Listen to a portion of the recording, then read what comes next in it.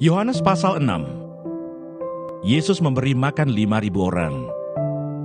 Sesudah itu Yesus berangkat ke seberang danau Galilea, yaitu danau Tiberias. Orang banyak berbondong-bondong mengikuti dia, karena mereka melihat mukjizat-mukjizat penyembuhan yang diadakannya terhadap orang-orang sakit. Dan Yesus naik ke atas gunung dan duduk di situ dengan murid-muridnya. Dan Paskah, hari raya orang Yahudi, sudah dekat.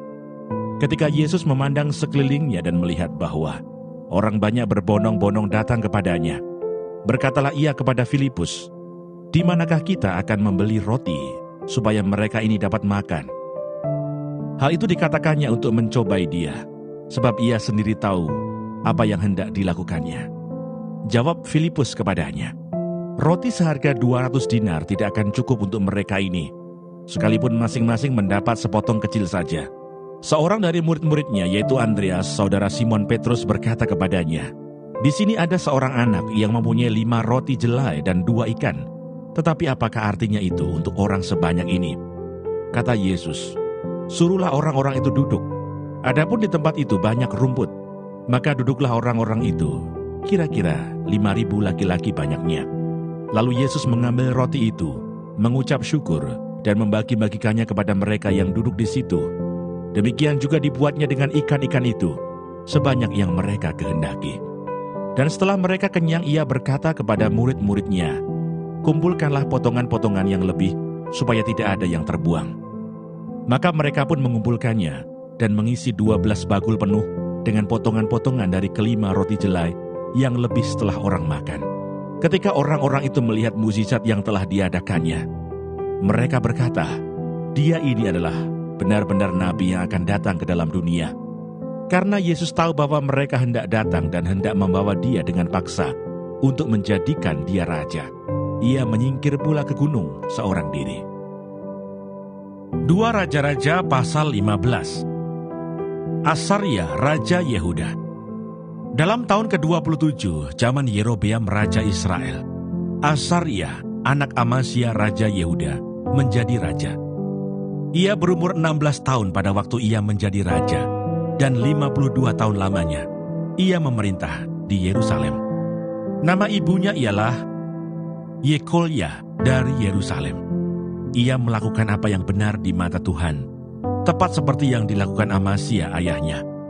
Namun demikian, bukit-bukit pengorbanan tidaklah dijauhkan. Bangsa itu masih mempersembahkan dan membakar korban di bukit-bukit itu. Maka Tuhan menimpakan tulah kepada raja, sehingga ia sakit kusta sampai hari kematiannya, dan tinggal dalam sebuah rumah pengasingan. Dan Yotam anak raja mengepalai istana dan menjalankan pemerintahan atas rakyat negeri itu. Selebihnya dari riwayat Azaria dan segala yang dilakukannya, bukankah semuanya itu tertulis dalam kitab sejarah Raja-Raja Yehuda?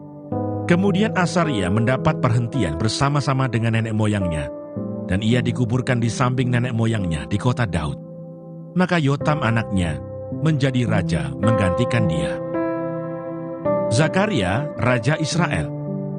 Dalam tahun ke-38 zaman Azaria Raja Yehuda, Zakaria anak Yerobeam menjadi raja atas Israel di Samaria. Ia memerintah 6 bulan lamanya. Ia melakukan apa yang jahat di mata Tuhan, seperti yang telah dilakukan oleh nenek moyangnya. Ia tidak menjauh dari dosa-dosa Yerobeam bin Nebat, yang mengakibatkan orang Israel berdosa pula. Salum bin Yabes mengikat persepakatan melawan dia, membunuh dia di Yibleam, kemudian menjadi raja menggantikan dia. Selebihnya dari riwayat Zakaria, sesungguhnya semuanya itu tertulis dalam kitab sejarah Raja-Raja Israel. Bukankah begini firman Tuhan yang diucapkannya kepada Yehu, "Anak-anakmu sampai kepada keturunan yang keempat akan duduk di atas tahta Israel." Dan terjadilah demikian. Salum, Raja Israel. Salum bin Yabes menjadi raja dalam tahun yang ke-39 zaman Uzia, Raja Yehuda. Ia memerintah sebulan lamanya di Samaria. Sesudah itu majulah Menahem bin Gadi dari Tirsa, lalu sampai ke Samaria. Ia membunuh Salum bin Yabes di Samaria, kemudian menjadi raja menggantikan dia. Selebihnya dari riwayat Salum dan persepakatan yang diadakannya, sesungguhnya semuanya itu tertulis dalam kitab sejarah Raja-Raja Israel. Pada waktu itu dengan mulai dari Tirsa, Menahem memusnahkan Tifsah dan semua orang yang ada di dalamnya serta daerahnya. Sebab orang tidak membuka pintu kota baginya. Maka dimusnahkannya lah kota itu dan dibelahnya semua perempuannya yang mengandung. Menahem, Raja Israel. Dalam tahun ke-39 zaman Azaria, Raja Yehuda, Menahem bin Gadi menjadi raja atas Israel. Ia memerintah 10 tahun lamanya di Samaria. Ia melakukan apa yang jahat di mata Tuhan. Sepanjang umurnya, ia tidak menjauh dari dosa-dosa Yerobeam bin Nebat yang mengakibatkan orang Israel berdosa pula. Pul, Raja Asyur, datang menyerang negeri itu. Lalu Menahem memberi 1000 talenta perak kepada Pul, supaya dibantunya dia mengokohkan kerajaan itu di tangannya. Menahem mengeluarkan uang ini atas beban Israel dan atas beban semua orang yang kaya raya untuk diberikan kepada Raja Asyur, 50 shikal perak dari setiap orang. Lalu pulanglah Raja Asyur dan ia tidak tinggal di sana, di negeri itu. Selebihnya dari riwayat Menahem dan segala yang dilakukannya, bukankah semuanya itu tertulis dalam kitab sejarah Raja-Raja Israel? Kemudian Menahem mendapat perhentian bersama-sama dengan nenek moyangnya. Maka Pekahya, anaknya, menjadi raja menggantikan dia. Pekahya, Raja Israel. Dalam tahun ke-50 zaman Azaria, Raja Yehuda, Pekahya, anak Menahem, menjadi raja atas Israel di Samaria. Ia memerintah 2 tahun lamanya. Ia melakukan apa yang jahat di mata Tuhan. Ia tidak menjauh dari dosa-dosa Yerobeam bin Nebat yang mengakibatkan orang Israel berdosa pula. Lalu perwiranya, yakni Pekah bin Remalia, mengadakan persepakatan melawan dia dan membunuh dia di Samaria, di puri istana raja. Beserta dia ada Argob dan Arye, serta 50 orang dari Bani Gilead. Dibunuhnyalah Pekahya, kemudian menjadi raja menggantikan dia. Selebihnya dari riwayat Pekahya dan segala yang dilakukannya, sesungguhnya semuanya itu tertulis dalam kitab sejarah Raja-Raja Israel. Pekah Raja Israel. Dalam tahun ke-52 zaman Azaria, Raja Yehuda, Pekah bin Remalia menjadi raja atas orang Israel di Samaria. Ia memerintah 20 tahun lamanya. Ia melakukan apa yang jahat di mata Tuhan. Ia tidak menjauh dari dosa-dosa Yerobeam bin Nebat yang mengakibatkan orang Israel berdosa pula. Dalam zaman Pekah Raja Israel, datanglah Tiglat-Pileser, Raja Asyur. Direbut nyala Iyon, Abel, Bet, Maaka, Yanoah, Kedes, dan Hasor, Gilead dan Galilea, seluruh tanah Naftali. Lalu diangkutnyalah penduduknya ke Asyur, ke dalam pembuangan. Hosea bin Ela mengadakan persepakatan melawan Pekah bin Remalia. Dibunuhnyalah dia. Kemudian dia menjadi raja menggantikannya dalam tahun ke-20, zaman Yotam bin Usia. Selebihnya dari riwayat Pekah dan segala yang dilakukannya, sesungguhnya semuanya itu tertulis dalam kitab sejarah Raja-Raja Israel. Yotam Raja Yehuda. Dalam tahun kedua, zaman Pekah bin Remalia Raja Israel, Yotam anak Usia Raja Yehuda menjadi raja. Ia berumur 25 tahun pada waktu ia menjadi raja, dan 16 tahun lamanya ia memerintah di Yerusalem. Nama ibunya ialah Yerusa, anak Zadok. Ia melakukan apa yang benar di mata Tuhan, tepat seperti yang dilakukan Uzia ayahnya. Namun demikian, bukit-bukit pengorbanan tidaklah dijauhkan. Bangsa itu masih mempersembahkan dan membakar korban di bukit-bukit itu. Ia mendirikan pintu gerbang tinggi di rumah Tuhan. Selebihnya dari riwayat Yotam, apa yang dilakukannya, bukankah semuanya itu tertulis dalam kitab sejarah Raja-Raja Yehuda? Mulai zaman itu, Tuhan menyuruh Rezin Raja Aram dan Pekah bin Remalia menyerang Yehuda. Kemudian Yotam mendapat perhentian bersama-sama dengan nenek moyangnya.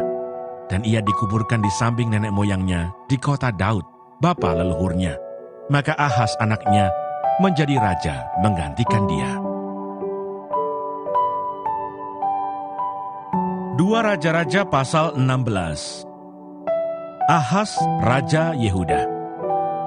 Dalam tahun ke-17 zaman Pekah bin Remalia, Ahas anak Yotam Raja Yehuda menjadi raja. Ahas berumur 20 tahun pada waktu ia menjadi raja, dan 16 tahun lamanya ia memerintah di Yerusalem. Ia tidak melakukan apa yang benar di mata Tuhan Allahnya, seperti Daud bapa leluhurnya, tetapi ia hidup menurut kelakuan raja-raja Israel. Bahkan dia mempersembahkan anaknya sebagai korban dalam api, sesuai dengan perbuatan keji bangsa-bangsa yang telah dihalau Tuhan dari depan orang Israel. Ia mempersembahkan dan membakar korban di bukit-bukit pengorbanan dan di atas tempat-tempat yang tinggi dan di bawah setiap pohon yang rimbun. Pada waktu itu majulah Rezin, Raja Aram, dan Pekah bin Remalia, Raja Israel, untuk memerangi Yerusalem. Dan mereka mengepung Ahas, tetapi mereka tidak dapat mengalahkan dia. Pada masa itu, Rezin Raja Aram mengembalikan Elat kepada Edom. Lalu ia mengusir orang-orang Yehuda dari Elat. Datanglah orang-orang Edom ke Elat dan diam di sana sampai hari ini. Ahas menyuruh utusan-utusan kepada Tiglat-Pileser Raja Asyur, mengatakan, "Aku ini hambamu dan anakmu. Majulah dan selamatkanlah aku dari tangan Raja Aram dan dari tangan Raja Israel yang telah bangkit menyerang aku." Ahas mengambil perak dan emas yang terdapat dalam rumah Tuhan dan dalam perbendaharaan istana raja dan mengirimnya kepada Raja Asyur sebagai persembahan. Maka Raja Asyur mendengarkan permintaannya dan maju melawan Damsyik, merebutnya dan mengangkut penduduknya tertawan di Kir, tetapi Rezin dibunuhnya. Sesudah itu pergilah Raja Ahas menemui Tiglat-Pileser Raja Asyur ke Damsyik. Setelah Raja Ahas melihat mezbah yang ada di Damsyik, dikirimnyalah kepada Imam Uria ukuran dan bagan mezbah itu menurut buatannya yang tepat. Lalu Imam Uria mendirikan mezbah tepat seperti keterangan yang dikirimkan Raja Ahas dari Damsyik. Demikianlah dibuat Imam Uria menjelang datangnya Raja Ahas dari Damsyik. Setelah Raja pulang dari Damsyik, maka Raja melihat mezbah itu. Lalu mendekatlah Raja kepada mezbah itu, naik ke atasnya, membakar korban bakarannya dan korban sajiannya, mencurahkan korban curahannya di atas mezbah itu, dan menyiramkan darah korban keselamatannya kepadanya. Tetapi ia menyuruh menggeser mezbah tembaga yang ada di hadapan Tuhan, dari depan rumah Tuhan, dari antara mezbah baru dengan rumah itu, dan menaruhnya di sebelah utara mezbah baru itu. Kemudian Raja Ahas memerintahkan kepada Imam Uria, "Bakarlah di atas mezbah besar itu korban bakaran pagi dan korban sajian petang, juga korban bakaran dan korban sajian raja, lagi korban bakaran dan korban sajian, dan korban-korban curahan seluruh rakyat negeri. Dan siramkanlah kepadanya segenap darah korban bakaran dan segenap darah korban sembelihan. Tetapi mezbah tembaga itu adalah urusanku."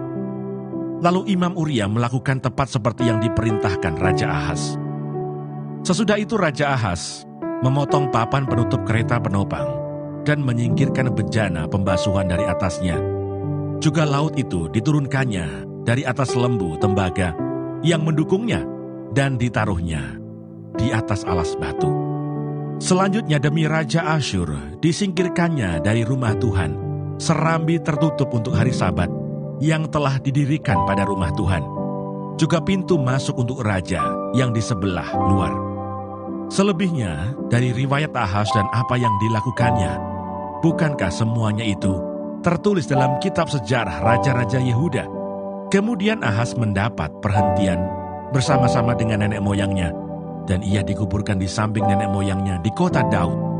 Maka Hizkia anaknya menjadi raja menggantikan dia. 2 Raja-Raja pasal 17. Hosea Raja Israel. Dalam tahun ke-12 zaman Ahas Raja Yehuda, Hosea bin Ela menjadi raja di Samaria atas Israel. Ia memerintah 9 tahun lamanya. Ia melakukan apa yang jahat di mata Tuhan, tetapi bukan seperti raja-raja Israel yang mendahului dia. Salmaneser, Raja Asyur, maju melawan dia. Hosea takluk kepadanya, serta membayar upeti. Tetapi kedapatanlah oleh Raja Asyur bahwa di pihak Hosea ada persepakatan, karena Hosea telah mengirimkan utusan-utusan kepada So, Raja Mesir, dan tidak mempersembahkan lagi upeti kepada Raja Asyur seperti biasanya tahun demi tahun. Sebab itu Raja Asyur menangkap dia dan membelenggu dia dalam penjara. Kemudian majulah Raja Asyur menjelajah seluruh negeri itu. Ia menyerang Samaria dan mengepungnya 3 tahun lamanya.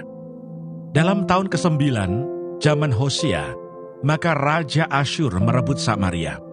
Ia mengangkut orang-orang Israel ke Asyur, ke dalam pembuangan, dan menyuruh mereka tinggal di Halah, di tepi sungai Habor, yakni sungai negeri Gosan, dan di kota-kota orang Madai. Keruntuhan kerajaan Israel. Hal itu terjadi karena orang Israel telah berdosa kepada Tuhan Allah mereka, yang telah menuntun mereka dari tanah Mesir, dari kekuasaan Firaun, Raja Mesir, dan karena mereka telah menyembah Allah lain, dan telah hidup menurut adat istiadat bangsa-bangsa, yang telah dihalau Tuhan dari depan orang Israel, dan menurut ketetapan yang telah dibuat raja-raja Israel. Dan orang Israel telah menjalankan hal-hal yang tidak patut terhadap Tuhan Allah mereka. Mereka mendirikan bukit-bukit pengorbanan dimanapun mereka diam, baik dekat menara penjagaan maupun di kota yang berkubu. Mereka mendirikan tugu-tugu berhala dan tiang-tiang berhala di atas setiap bukit yang tinggi dan di bawah setiap pohon yang rimbun. Di sana, di atas segala bukit itu, mereka membakar korban seperti bangsa-bangsa yang telah diangkut Tuhan, tertawan dari depan mereka. Mereka melakukan hal-hal yang jahat, sehingga mereka menimbulkan sakit hati Tuhan. Mereka beribadah kepada berhala-berhala, walaupun Tuhan telah berfirman kepada mereka, "Janganlah kamu berbuat seperti itu." Tuhan telah memperingatkan kepada orang Israel dan kepada orang Yehuda dengan perantaraan semua nabi dan semua tukang tilik, "Berbaliklah kamu daripada jalan-jalanmu yang jahat itu, dan tetaplah ikuti segala perintah dan ketetapanku, sesuai dengan segala undang-undang yang telah kuperintahkan kepada nenek moyangmu, dan yang telah kusampaikan kepada mereka dengan perantaraan hamba-hambaku, para nabi." Tetapi mereka tidak mau mendengarkan, melainkan mereka menegarkan teguknya, seperti nenek moyangnya yang tidak percaya kepada Tuhan Allah mereka. Mereka menolak ketetapannya dan perjanjiannya yang telah diadakan dengan nenek moyang mereka, juga peraturan-peraturannya yang telah diperingatkannya kepada mereka. Mereka mengikuti dewa kesia-siaan, sehingga mereka mengikuti bangsa-bangsa yang di sekeliling mereka, walaupun Tuhan telah memerintahkan kepada mereka, "Janganlah berbuat seperti mereka itu." Mereka telah meninggalkan segala perintah Tuhan Allah mereka, dan telah membuat 2 anak lembu tuangan. Juga mereka membuat patung Asyerah, sujud menyembah kepada segenap tentara langit, dan beribadah kepada Baal. Tambahan pula, mereka mempersembahkan anak-anaknya sebagai korban dalam api, dan melakukan tenung dan telaah, dan memperbudak diri dengan melakukan yang jahat di mata Tuhan, sehingga mereka menimbulkan sakit hatinya. Sebab itu Tuhan sangat murka kepada Israel dan menjauhkan mereka dari hadapannya. Tidak ada yang tinggal kecuali suku Yehuda saja. Juga Yehuda tidak berpegang pada perintah Tuhan Allah mereka, tetapi mereka hidup menurut ketetapan yang telah dibuat Israel. Jadi Tuhan menolak segenap keturunan Israel. Ia menindas mereka dan menyerahkan mereka ke dalam tangan perampok-perampok, sampai habis mereka dibuangnya dari hadapannya. Ketika ia mengoyakkan Israel daripada keluarga Daud, maka mereka mengangkat Yerobeam bin Nebat menjadi raja. Tetapi Yerobeam membuat orang Israel menyimpang daripada mengikuti Tuhan, dan mengakibatkan mereka melakukan dosa yang besar. Demikianlah orang Israel hidup menurut segala dosa yang telah dilakukan Yerobeam. Mereka tidak menjauhinya, sampai Tuhan menjauhkan orang Israel dari hadapannya, seperti yang telah difirmankannya dengan perantaraan semua hambanya, para nabi. Orang Israel diangkut dari tanahnya ke Asyur, ke dalam pembuangan. Demikianlah sampai hari ini. Orang-orang Samaria. Raja Asyur mengangkut orang dari Babel, dari Kuta, dari Awa, dari Hamat, dari Sewarwaim, lalu menyuruh mereka diam di kota-kota Samaria, menggantikan orang Israel. Maka orang-orang itu pun menduduki Samaria dan diam di kota-kotanya. Pada mulanya waktu mereka diam di sana, tidaklah mereka takut kepada Tuhan. Sebab itu Tuhan melepaskan singa-singa ke antara mereka yang membunuh beberapa orang di antara mereka. Lalu berkatalah orang kepada Raja Asyur, "Bangsa-bangsa yang Tuanku angkut tertawan dan yang Tuanku suruh diam di kota-kota Samaria, tidaklah mengenal hukum beribadah kepada Allah negeri itu. Sebab itu dilepaskannyalah singa-singa ke antara mereka yang sesungguhnya membunuh mereka. Oleh karena mereka tidak mengenal hukum beribadah kepada Allah negeri itu." Lalu Raja Asyur memberi perintah, "Suruhlah pergi ke sana salah seorang imam yang telah kamu angkut dari sana ke dalam pembuangan. Biarlah ia pergi dan diam di sana dan mengajarkan kepada mereka hukum beribadah kepada Allah negeri itu." Salah seorang imam yang telah mereka angkut dari Samaria ke dalam pembuangan pergi dan diam di Betel. Ia mengajarkan kepada mereka bagaimana seharusnya berbakti kepada Tuhan. Tetapi setiap bangsa itu telah membuat allahnya sendiri dan menempatkannya di kuil di atas bukit-bukit pengorbanan yang dibuat oleh orang-orang Samaria. Setiap bangsa bertindak demikian di kota-kota yang mereka diami. Orang-orang Babel membuat patung Sukot Benot, orang-orang Kuta membuat patung Nergal, orang-orang Hamat membuat patung Asima, dan orang-orang Awa membuat patung Nibas dan Tartak. Orang-orang Sewarwaim membakar anak-anak mereka sebagai korban bagi Adramelech dan Anamelech, para allah di Sewarwaim. Di samping itu mereka berbakti kepada Tuhan dan mengangkat dari kalangan mereka imam untuk bukit-bukit pengorbanan. Maka orang-orang inilah yang melakukan ibadah bagi mereka di kuil di atas bukit-bukit pengorbanan itu. Mereka berbakti kepada Tuhan, tetapi dalam pada itu mereka beribadah kepada Allah mereka, sesuai dengan adat bangsa-bangsa yang dari antaranya mereka diangkut tertawan. Sampai hari ini, mereka berbuat sesuai dengan adat yang dahulu. Mereka tidak berbakti kepada Tuhan dan tidak berbuat sesuai dengan ketetapan, hukum, undang-undang, dan perintah yang diperintahkan Tuhan kepada anak-anak Yakub yang telah dinamainya Israel. Tuhan telah mengadakan perjanjian dengan mereka dan memberi perintah kepada mereka, "Janganlah berbakti kepada Allah lain. Janganlah sujud menyembah kepadanya. Janganlah beribadah kepadanya, dan janganlah mempersembahkan korban kepadanya." Tetapi Tuhan yang menuntun kamu dari tanah Mesir dengan kekuatan yang besar dan dengan tangan yang teracung, kepadanyalah kamu harus berbakti. Kepadanyalah kamu harus sujud menyembah dan mempersembahkan korban. Tetapi kamu harus berpegang kepada ketetapan-ketetapan, peraturan-peraturan, hukum dan perintah yang telah ditulisnya bagimu, dengan melakukannya senantiasa dengan setia. Dan janganlah kamu berbakti kepada allah-allah lain. Janganlah kamu melupakan perjanjian yang telah kuadakan dengan kamu. Dan janganlah kamu berbakti kepada allah lain, melainkan kepada Tuhan Allahmu. Kamu harus berbakti, maka Ia akan melepaskan kamu dari tangan semua musuhmu. Tetapi mereka tidak mau mendengarkan, melainkan mereka berbuat sesuai dengan adat mereka yang dahulu. Demikianlah bangsa-bangsa ini berbakti kepada Tuhan. Tetapi dalam pada itu, mereka beribadah juga kepada patung-patung mereka, baik anak-anak mereka maupun cucu-cicit mereka melakukan seperti yang telah dilakukan nenek moyang mereka sampai hari ini. Demikianlah pembacaan firman Tuhan hari ini. Tuhan Yesus memberkati.